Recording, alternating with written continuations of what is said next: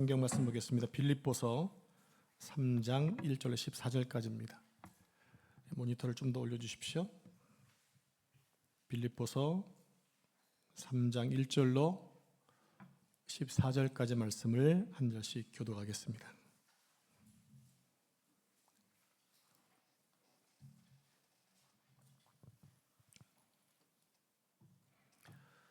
자, 제가 1절 말씀 읽겠습니다. 끝으로 나의 형제들아, 주 안에서 기뻐하라.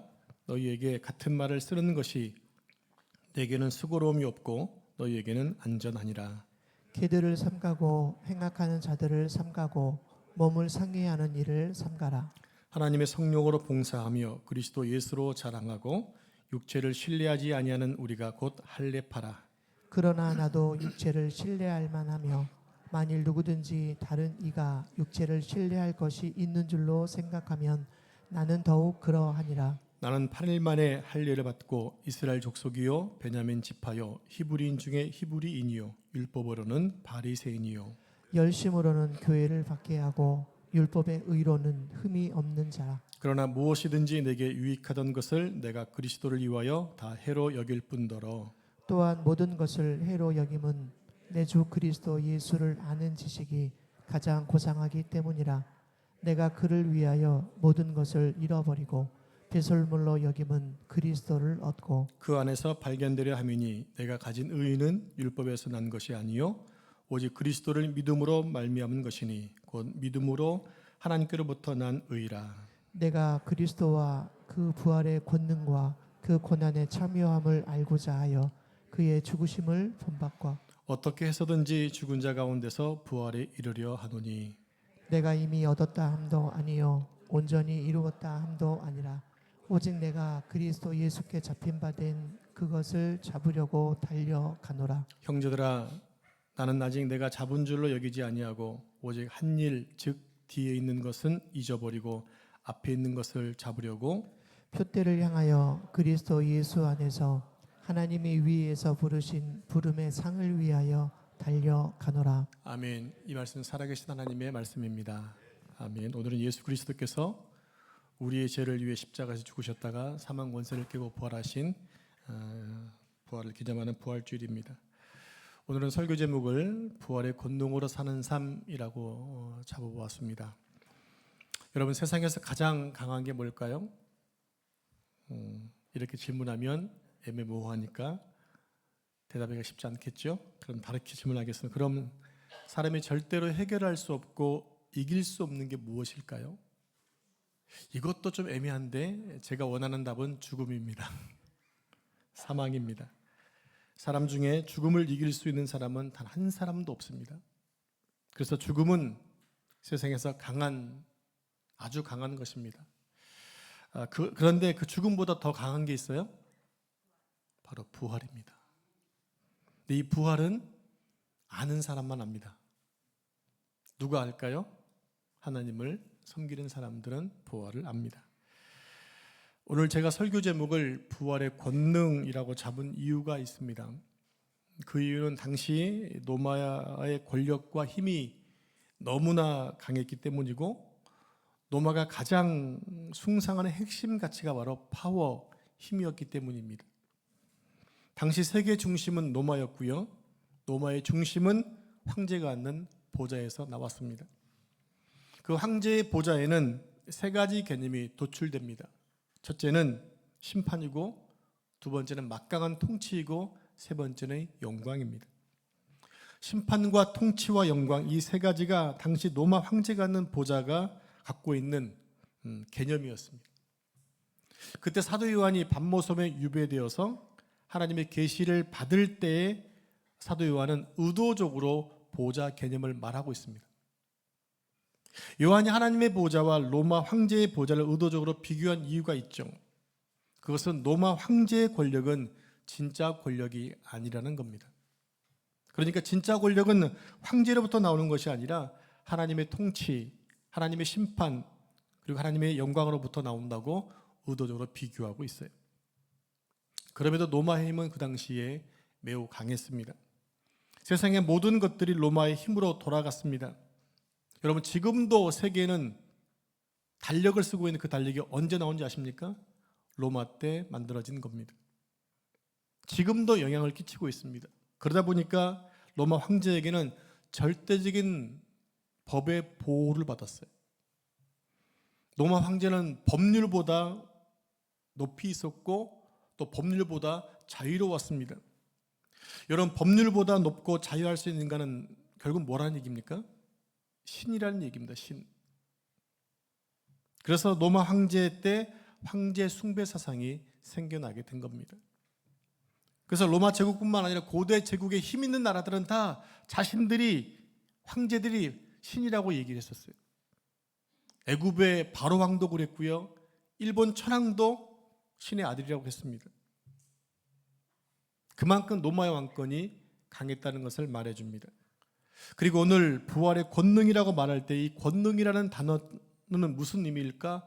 파워, 힘과 같은 동의어예요. 바울이 부활의 권능이라고 단어를 채택한 이유가 있다는 거죠.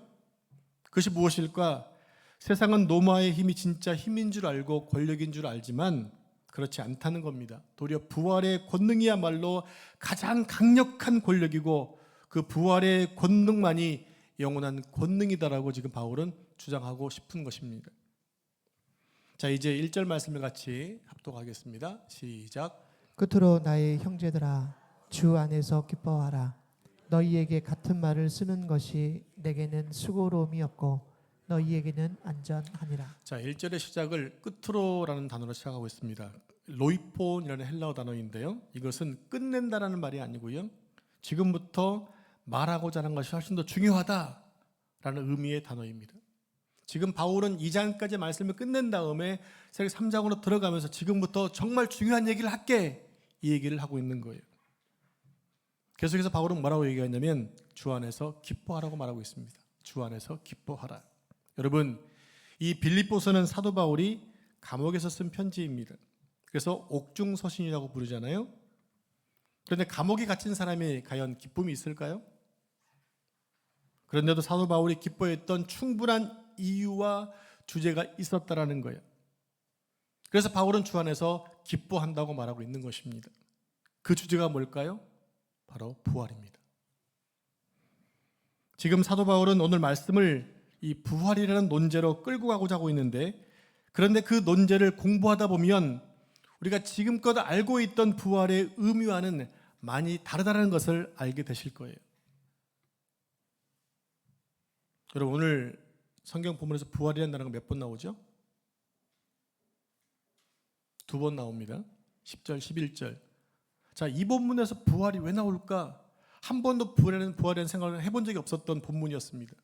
잘 들어보시기 바랍니다. 자, 우리 함께 2절 말씀을 함께 보겠습니다. 시작. 개들을 삼가고 행악하는 자들을 삼가고 몸을 상해하는 일을 삼가라. 네, 여기서 개들을 삼가라는 얘기는 무엇을 얘기하느냐? 율법주의자들을 조심하라는 얘기입니다. 그리고 이어서 몸을 상해한다는 말은 몸의 일부를 절단했던 할례파를 말하는 거예요. 근데 사실은 바울도 과거에는 이런 사람이었어요. 율법을 쫓아갔던 사람, 할례를 행했던 사람, 율법을 위해 생명 걸었던 사람이 바로 사도 바울이었거든요. 자, 3절 말씀 합독합니다. 시작. 하나님의 성령으로 봉사하며 그리스도 예수로 자랑하고 육체를 신뢰하지 않은 우리가 곧 할례파라. 아멘. 자, 3절에서 사도 바울은 할례파에 대해 새로운 정의를 정립하고 있습니다. 자, 세 가지로 정의하고 있는데, 첫째는 성령으로 봉사하고, 자, 말씀 올려놓으세요. 두 번째는 그리스도를 자랑하고, 세 번째는 육체를 신뢰하지 않는 자가 진짜 뭐다? 진짜 할례파라는 것입니다. 몸에 흔적을 남기는 것이 참 할례가 아니라 영적인 할례, 즉 성령으로 봉사하고 그리스도를 자랑하고 육체를 신뢰하지 않는 그 사람이 진정한 할례파라는 거예요. 이제 4절을 합독하겠습니다. 시작. 4절. 네, 같이 읽겠습니다. 그러나 나도 육체를 신뢰할 만한 만일 누구든지 다른 이가 육체를 신뢰할 것이 있는 줄로 생각하면 나는 더욱 그러하니라. 아멘. 자, 이 말씀은 이런 얘기입니다. 나는 과거에 육체를 신뢰하는 자리에 있었다.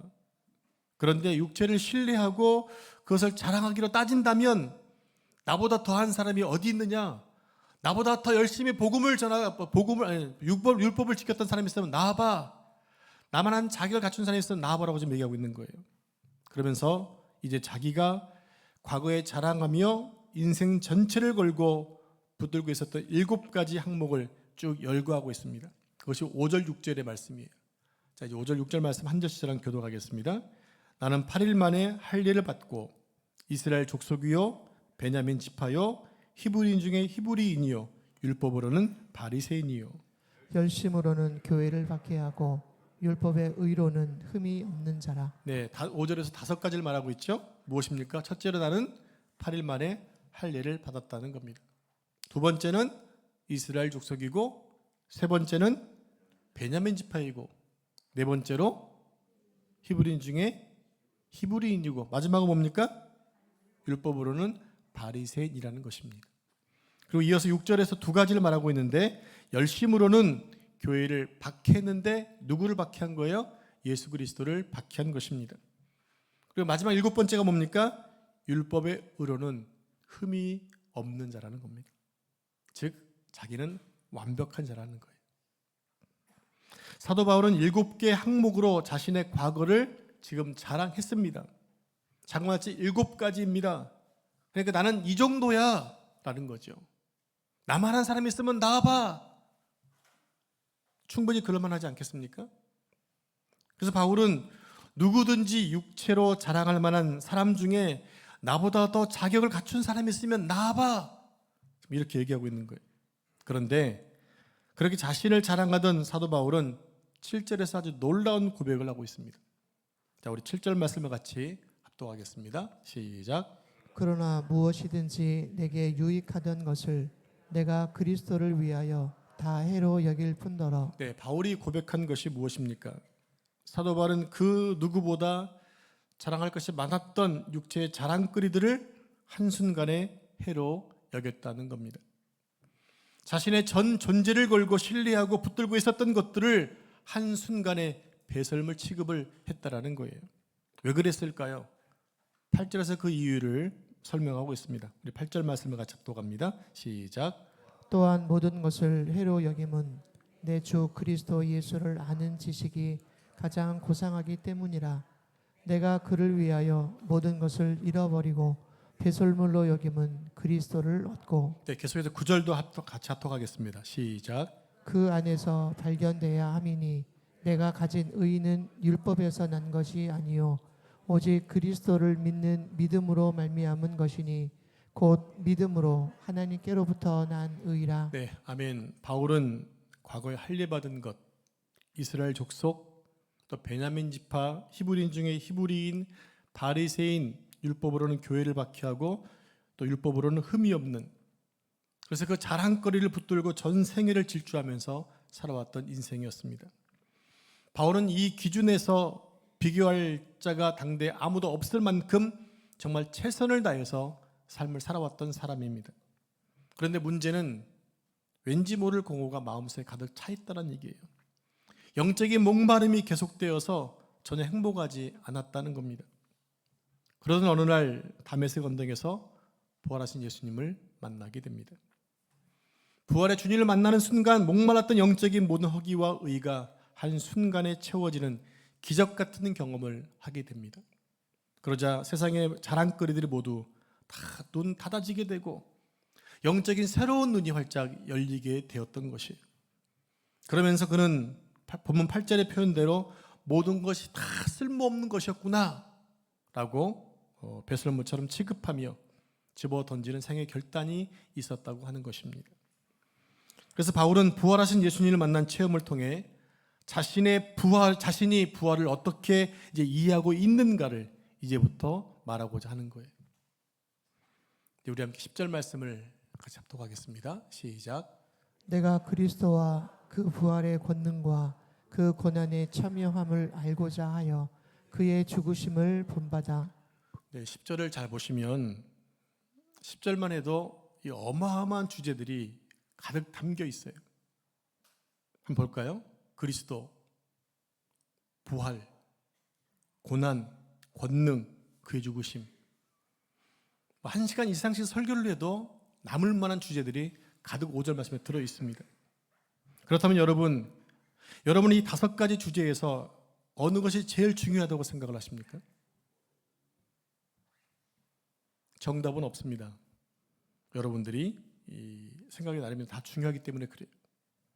그런데 정말 중요한 것은 헬라어 문장이 무엇을 강조하고 있는가요? 원문이 무엇을 강조하고 있는가라는 거예요. 여기서 5가지 주제가 아니라 알고자 하여입니다. 알고자 하여. 그럼 도대체 바울은 무엇을 알고자 했던 것일까요? 바로 부활의 권능입니다. 그럼 부활의 권능을 알고자 한다는 말이 무슨 뜻일까요? 오늘 이것이 설교의 핵심입니다. 그럼 그 설명을 지금부터 해드릴 테니까 잘 들으시고 이해하시기 바랍니다. 자, 알고자 하여라는 말은 어떤 정보나 지식을 알고자 하는 그런 탐구적인 알을 얘기하는 게 아니라 여기서 알았다는 말은 헬라어로 기노스코라는 단어입니다. 기노스코 화면을 보십시오. 뜻은 경험하여 알다라는 겁니다. 경험하여 알다. 눈으로 봐서 하는 것이 아니라 경험해 봐서 안다는 얘기예요. 매를 맞으니까 아프더라. 아, 매는 아픈 거네. 경험해서 알게 되는 거죠. 그런데 이것은 이 결혼한 부부가 비로소 서로가 서로에 대해서 알게 된 것을 말해요. 부부는 친밀함이 있잖아요. 그 누구도 모르는 부부간에 친밀함이 있는 것이 바로 이 기노스코라는 단어의 의미입니다. 그래서 아담과 하와가 서로 벌거벗었지만 서로 부끄러워 안했던 그런 관계, 이것이 바로 알았다는 말의 의미라는 것이죠. 그렇다면 여러분, 바울이 부활을 몰랐을까요? 바울은 부활을 잘 알고 있었습니다. 그런데 바울은 지금 부활의 권능을 알고 싶다고 말하고 있어요. 그럼 대체 부활의 권능이 무엇일까? 여러분, 부활이 뭡니까? 부활은 다시 죽었다 살아나는 게 부활이죠. 우리가 부활의 개념하면 이런 생각을 갖고 있습니다. 먼 훗날에 예수님이 이 땅에 다시 오시면 죽었던 우리의 몸이 살아나는 것, 이렇게 인지하고 있습니다. 맞습니까? 아니에요? 그렇게 알고 있잖아요. 그러니까 부활은 현재의 것이 아니라 나중에 다시 살아날 그때만을 고대하고 있다라는 얘기입니다. 그런데 바울은 지금 먼 미래에 있을 부활을 얘기하고 있지 않다라는 거예요. 자, 바울이 본문에서 말하고자 하는 부활은 뭐냐면 오늘의 삶 속에서 우리 주님의 부활의 사건이 내게 능력이 되고 권능이 되고 권력이 되고 있는가? 이 부활이 지금 내 현실과 관계가 있는가를 지금 말하고자 한다는 거예요. 여러분, 주님의 부활이 오늘을 살고 있는 여러분과 관계가 있나요? 오늘 여러분의 삶을 부활의 권능으로 살고 계시나요? 어떠십니까? 그렇지 않죠. 여전히 우리는 부활을 먼 옛날의 얘기로만 생각하고 기대하고 있다는 겁니다. 그런데 바울이 지금 말하고자 하는 것은 먼 훗날의 부활이 아니라는 거죠. 다르다라는 거예요. 바울은 지금 그걸 알고자 하는 것이고 그걸 경험하고 싶다라는 것입니다. 무엇을? 부활의 권능을. 이제 11절을 합독하겠습니다. 11절 말씀 시작. 어떻게 해서든지 죽은 자 가운데서 부활에 이르려 하노니. 여러분, 바울은 어떻게 해서든지 죽은 자 가운데서 어디에 이르려 한다고 했습니까? 부활에 이르려 한다. 여러분, 바울은 지금 부활의 약속 안에 있는데 무슨 부활에 이르려 한다는 것일까요? 오늘 본문에 나오는 이 부활이라는 단어가 2번 있죠? 10절에 한 번, 11절에 한 번. 이 부활의 단어에 아주 미세한 차이가 있습니다. 어떤 차이가 있을까요? 자, 그 차이를 설명해 드리겠습니다. 자, 본문을 원어로 보면 10절에 사용된 부활의 단어와 11절에 사용된 부활의 단어가 조금 다릅니다. 자, 화면을 좀 보여주실래요? 자, 10절에 사용된 부활은 아나스타시스라는 단어입니다. 아나스타시스. 이거는 딱 모든 부활을 얘기할 때마다 항상 이 단어를 써요. 항상 이 단어를 씁니다. 어떤 의미냐면 완전한 부활의 완성을 의미합니다. 이미 완성된 부활을 얘기하고 있다는 얘기입니다. 의미는 미래에 일어날 완전한 부활을 얘기해요. 이미 완료형이에요. 그런데 11절에 사용된 부활은 뭐냐? 엑사나스타스라는 뜻의 말입니다. 엑사나스타시스. 이 단어는 여기 본문에 딱 한 번 기록된 단어예요. 딱 한 번 기록됐습니다. 무슨 얘기냐? 누웠다가 일어나다라는 뜻이에요. 뭡니까? 현재 진행형이라는 얘기예요.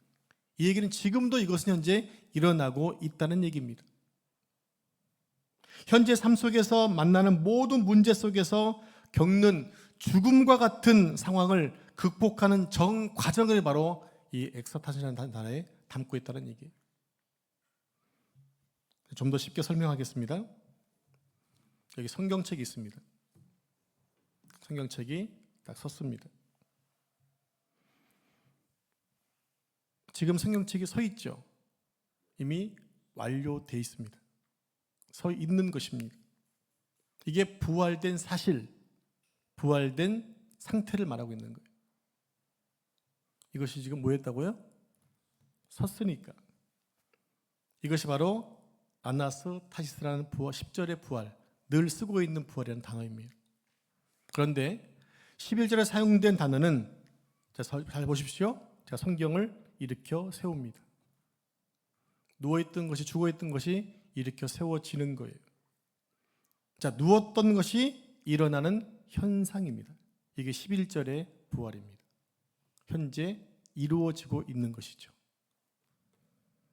근데 이 11절의 단어에는요, 앞에 에크라고 하는 어디로부터라고 하는 전치사가 붙어 있어요. 즉 무슨 얘기입니까? 죽은 자 가운데로부터 살아나는 것을 얘기합니다. 이게 11절의 부활의 의미예요. 이해가 되시나요? 자, 10절의 부활은 이미 완성된 것이지만 11절의 부활은 다시 현재적으로 일어나고 있는 현상을 얘기하고 있다는 얘기입니다. 이게 지금 10절과 11절 부활의 차이입니다.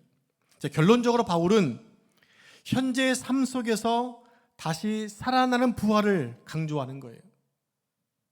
이것이 부활의 권능으로 우리의 삶의 모든 상황을 승리케 하는 신앙의 원리라는 것을 지금 설명하고 있다는 얘기입니다.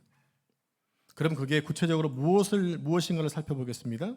우리 함께 본문 12절 말씀을 같이 합독합니다. 시작. 내가 이미 얻었다 함도 아니요 온전히 이루었다 함도 아니라 오직 내가 그리스도 예수께 잡힌 바 된 그것을 잡으려고 달려가노라. 네, 저 중에서 달려가노라는 단어가 있습니다. 주목하시기 바랍니다. 사도 바울은 지금 부활의 권능을 얻기 위해 뭐한다? 달려간다는 것입니다. 또 14절에도 표대를 향하여 달려간다고 말하고 있어요. 제가 14절 말씀 제가 읽겠습니다. 표대를 향하여 그리스도 예수 안에서 하나님이 위에서 부르신 부름의 상을 위하여 달려가노라. 화면 보시면 달려간다는 말은 헬라어로 디오코라는 단어입니다. 디오코. 그 뜻은 뒤쫓다, 또 달리다, 추구하다라는 의미가 있어요. 그러니까 달려간다는 말은 이런 뜻입니다. 더 좋은 이익을 위해 덜한 이익을 내려놓는다. 다른 말로 하면 더 좋은 것을 위해서 좀 나쁜 것들은 포기한다는 의미가 바로 달려간다, 디오코의 의미라는 얘기입니다. 고대 사회에는 운동 경기 종목이 별로 없었어요. 그 중에 귀족들이 하는 운동이라면 겨우 사냥 정도였거든요. 요즘은 골프가 보편화되어 있지만 얼마 전까지 하더라도 골프는 그렇게 보편화되지 않았잖아요.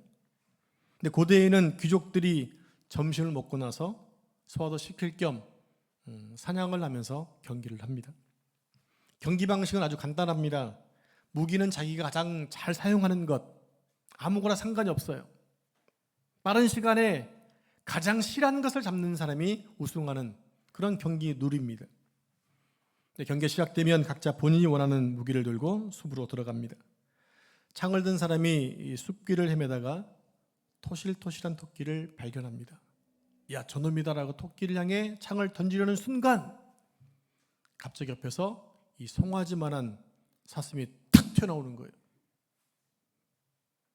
그때 경기자는 어느 놈을 잡는 게 유리할까를 순간을 판단하고 창을 원하는 것에 던져야 되겠죠. 답은 간단합니다. 황소만한 사슴을 잡는 것이 토끼를 잡는 것보다 훨씬 더 우승할 가능성이 높습니다. 그래서 사슴에게 창을 던져야 합니다. 그러려면 한 가지 조건이 있다라는 거예요. 무엇입니까? 토끼를 향해 던지려고 했던 창을 먼저 내려놓고 방향을 바꿔야 한다는 거예요. 한 개의 창으로 토끼와 사슴을 동시에 잡을 수 없기 때문입니다. 여러분, 인생은 오직 한 번뿐이라는 것을 전제할 때 토끼를 향해 겨누었던 창을 내려놓고 사슴을 향해 창을 던지는 것, 이게 바로 달려가노라의 의미예요. 오늘 본문에 달려간다는 말이 이 상황에서 생성된 단어입니다. 그러니까 이런 뜻입니다. 더 좋은 이익을 위해서 덜한 이익을 내려놓는다. 영원한 이익을 위해서 덜한 이익을 포기한다. 이것이 달려간다는 뜻입니다. 여러분, 우리는 일터에서, 우리의 삶의 일터에서 매일매일 이런 싸움이 벌어지고 있지 않나요? 더 좋은 것을 얻으려고 여러 가지 수단과 방법을 가리지 않고 일하고 있지 않나요? 왜냐하면 우리는 유익한 것보다 이익된 것을 찾고 있잖아요. 왜냐하면 우리 본성 자체가 그렇거든요. 어떻게 하든지 가라도 좋은 것을 취하려는 마음이 있기 때문에 그렇습니다. 더 익숙합니다. 그래서 유익한 것을 위해 달려가는 이런 결단은 우리 삶 속에서 매일매일 선택해야 하는 거예요. 그것은 선택인 거예요. 선택. 그래서 사도 바울은 비록 지금 감옥에 갇혀 있지만 자신은 부활의 권능으로 매 순간을 달려간다고 고백하고 있는 겁니다. 그렇기 때문에 지금 감옥 속에 있지만 주 안에서 기뻐한다고 고백하고 있는 거예요. 여러분, 어느 쪽을 붙잡아야 영원한 이익이 될까요? 우리가 부활의 권능을 갖게 되면 우리가 그동안 갖고 있던 것들을 모두 배설물로 버릴 수 있는 겁니다. 왜냐하면 진짜 영광을 만난 사람은 아까울 게 없기 때문입니다. 밭에서 밭을 가던 사람이 밭에 있던 보화를 발견했을 때 자신의 모든 것을 다 판 다음에 그 밭을 사잖아요. 왜냐하면 밭에 소중한 영원한 가치가 있기 때문에 부족한 것을 팔아서 사는 거예요. 그 부하가 누구냐라는 거죠. 부하가 바로 예수 그리스도라는 것입니다. 성도 여러분, 이 부활의 권능은요, 오늘을 사는 우리 모두에게 매일매일 필요한 권능이어야 합니다. 먼 훗날에 임할 부활만이 아니라 오늘 우리의 삶 속에서 부활의 권능으로 살아낼 수 있는 그 용기와 선택이 필요하다는 거예요. 그런데 우리는 그동안 부활을 어떻게 인지하고 있었습니까? 우리는 부활을 먼 훗날에 일어날 이벤트 정도로 이해하죠. 근데 그것만이 부활이 아니라고 성경은 말합니다. 바울이 오늘 본문에서 말하고자 하는 것은 죽은 자 가운데서 부활에 이르려 한다. 죽은 자 가운데서 일어난다. 이런 삶을 살겠다고 다짐하고 있는 거예요. 영적인 죽은 상황에서 내가 일으킴을 받았다 라고 얘기하고 있는 거예요. 여러분, 이렇게 누운 자리에서 일어나면 어떻게 됩니까? 보이시죠? 눈에 띄게 됩니다. 네, 성경책 제목 좀 비싸 보이지 않습니까? 눈에 띈다는 얘기입니다. 여러분, 이렇게 여러분의 삶이 세상에서 다른 사람의 눈에 띄고 있냐라는 거예요. 여러분, 우리 믿는 자가 하나님을 모르는 세상 사람들의 눈에 띄면 어떻게 될까요? 공격받을 수 있어요. 부활의 권능으로 살려고 일어나 보면 조롱당할 수도 있고 비난받을 수도 있습니다. 왜냐하면 부활의 권능으로 사는 자는 자신들과 다르기 때문에 믿는 사람들을 비방하고 공격할 수 있다는 얘기입니다. 왜냐하면 우리는 그들과 달리 이익을 쫓는 자가 아니라 유익을 쫓는 자이기 때문입니다.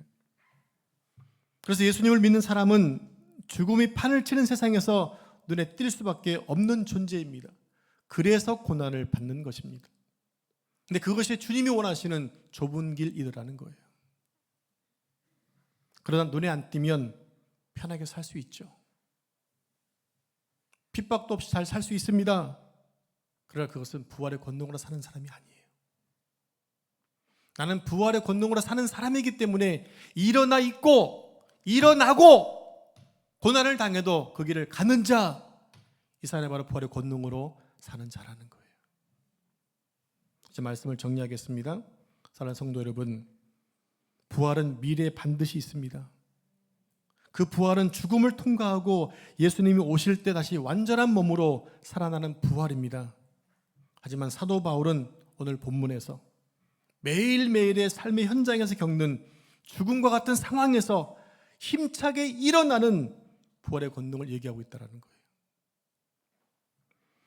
여러분, 우리에게 힘든 상황이 하루에도 몇 번씩 찾아올 수 있고 때때로 한숨이 절로 나오는 힘든 상황들이 우리의 신앙을 흔들 수 있습니다.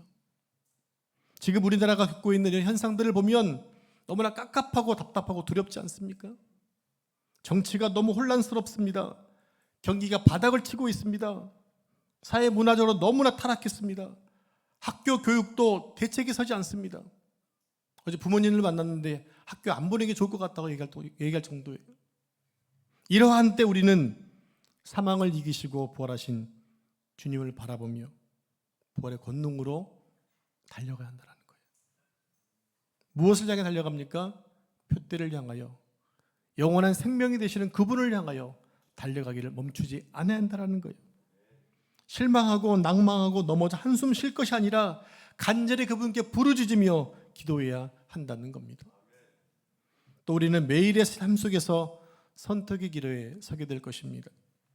이때 우리는 예수 그리스도라고 하는 가장 크고 영원한 보배를 붙잡기 위해 지금 눈앞에 있는 작은 이익을 과감히 포기할 수 있어야 됩니다.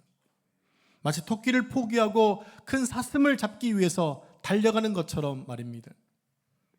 사망 권세를 이기시고 부활하신 주님의 권능으로 살기 위해서는 우리는 세상의 모든 것들을 뒤로하고 달려갈 수 있어야 됩니다. 성도 여러분, 오늘부터 부활의 권능으로 사시기를 축복합니다. 그 부활의 권능으로 날마다 유익한 것을 향해 힘차게 달려나가시는 저 여러분 되시기를 축복합니다. 기도하겠습니다. 하나님 감사합니다.